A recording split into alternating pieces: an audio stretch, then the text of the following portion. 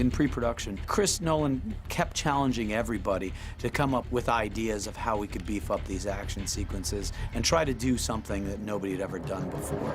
And this idea came up to flip this 18-wheeler over without use of CGI. And the guys, Paul Jennings and Tom Struthers and Chris Corbould, all sort of together figured out how this could be executed, and then found this incredible driver, Jim Wilkie, who was capable of doing it. This truck flip devised by Chris Corbould and his guys came about very much as a result of me just pushing them to do this flip with a 18-wheeler articulated truck.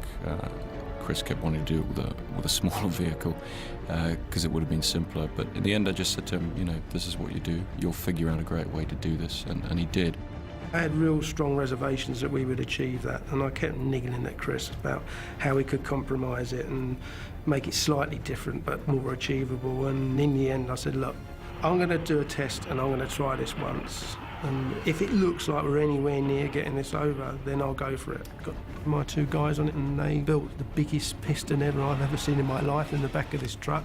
And then some other guys that reinforced the driver's cab. I've never seen so much steel in a cabin all my life protecting this guy. And the day came where we were going to test it. So we actually tested it on the site of where we blew the hospital up. It was just us and the stunt guys at this test site.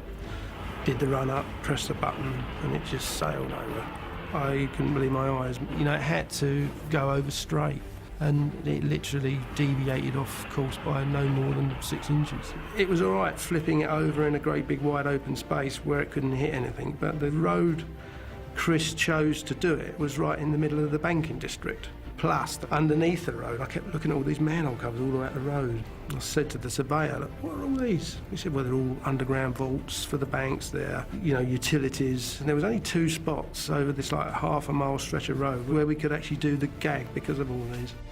They had a big chunk of TNT inside there to blow that air ram too. The only visual effect involved in that scene was to remove the ram that they had built inside the truck that actually catapulted it. Then, of course, we were shooting in IMAX. We put the IMAX cameras on the street to capture this. We had one camera inside the Ultimate Arm. You know, you're biting your nails when this thing's about to go down. And sure enough, you know, flip that thing up in the air. And Chris and I were really proud, I think, because we had all the cameras in the right places, and we captured some really stunning footage. We covered it from a lot of different angles, I think 7 different angles. 4 IMAX cameras, 2 VistaVision 135. I actually don't like to use a lot of multi-camera setups, but doing a stunt that is not repeatable like this, you really have to cover yourself and make sure you've got it from all angles. Back in the day with multiple camera angles of stunts, you would double cut and try and, you know, stretch an event. The technique, I think, now is that we do stretch and double cut, but not obviously. So when the truck flips, for example, we're using only 2 angles. Now, back in the 80s, I probably would have used all 5. But now, it's more you just really analyse what are the best angles and just relax with the material, because it is, after all, a semi-trailer flipping in reality on a street.